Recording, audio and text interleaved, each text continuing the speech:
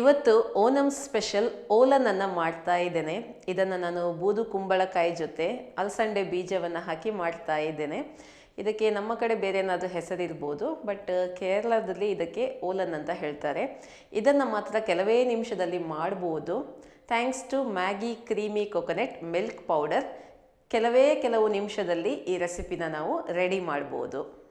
ಮೊದಲಿಗೆ 1 ಕಪ್ಪಿನಷ್ಟು ಬೂದು ಕುಂಬಳಕಾಯನ್ನು ಹಾಕ್ತಾ ಇದ್ದೇನೆ. 2 ಹಸಿಮೆಣಸಿನಕಾಯಿ, ಸ್ವಲ್ಪ ಖಾರ ಬೇಕಿದ್ರೆ 3 ಹಾಕ್ಬೋದು. ಸ್ವಲ್ಪ ಉಪ್ಪು, ಹಾಗೆ ಸ್ವಲ್ಪ ನೀರು ಹಾಕಿ ಇದನ್ನು ಬೇಯಿಸುವ.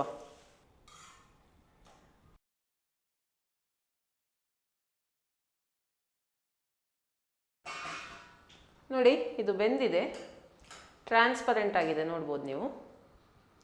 ಈಗ ಇದಕ್ಕೆ ನಾನು 1/2 ಕಪ್ಪಿನಷ್ಟು ಅಲಸಂಡೆ ಬೀಜವನ್ನು ಹಾಕ್ತಾ ಇದ್ದೇನೆ. ಇದನ್ನು ನಾನು ಕುಕ್ಕರಲ್ಲಿ ಬೇಯಿಸಿದ್ದೇನೆ, 2 ವಿಸಿಲ್ ತೆಗೆದಿದ್ದೇನೆ, ಆಯಿತಾ.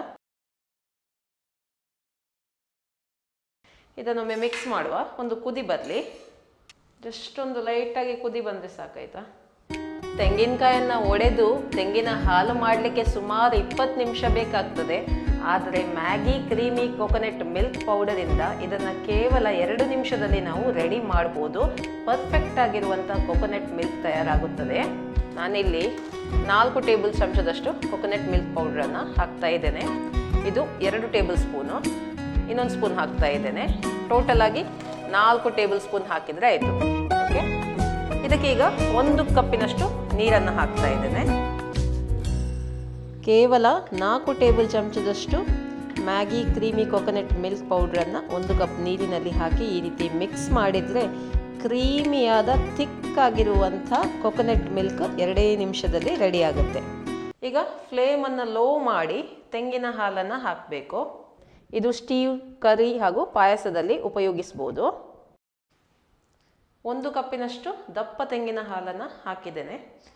ಜಸ್ಟ್ ಇದನ್ನು ಸ್ವಲ್ಪ ಬಿಸಿ ಮಾಡಿದರೆ ಆಯಿತು. ಓಕೆ, ಈಗ ನೋಡಿ, ಇದು ಬಿಸಿ ಆಗ್ತಾ ಉಂಟು. ಇದಕ್ಕೆ 1 ಚಮಚದಷ್ಟು ತೆಂಗಿನೆಣ್ಣೆ ಹಾಕ್ತಾ ಇದ್ದೇನೆ. ಬೇಕಿದ್ದರೆ ಮಾತ್ರ, ಇದು ಆಪ್ಷನಲ್, ಆಯಿತಾ. ಹಾಗೆ ಸ್ವಲ್ಪ ಕರಿಬೇವಿನ ಸೊಪ್ಪು, ಇದೆಲ್ಲ ಆಪ್ಷನಲ್. ಸಿಂಪಲ್ ಆಗಿರುವಂಥ ಒಂದು ಓಣಂ ಸ್ಪೆಷಲ್ ರೆಸಿಪಿ ಓಲನ್ ಅಂತ ರೆಡಿಯಾಗಿದೆ.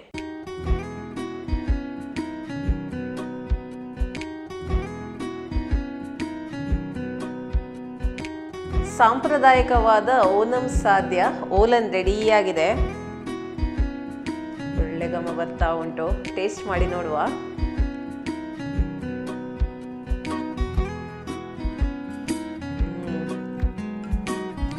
ಈ ಡಿಶ್ ಎಷ್ಟು ನೋಡಲಿಕ್ಕೆ ಸಿಂಪಲ್ ಆಗಿದ್ರು ಕೂಡ ಟೇಸ್ಟ್ ಅಂತೂ ತುಂಬಾ ಚೆನ್ನಾಗಿದೆ, ತುಂಬ ಒಳ್ಳೆಯದುಂಟು.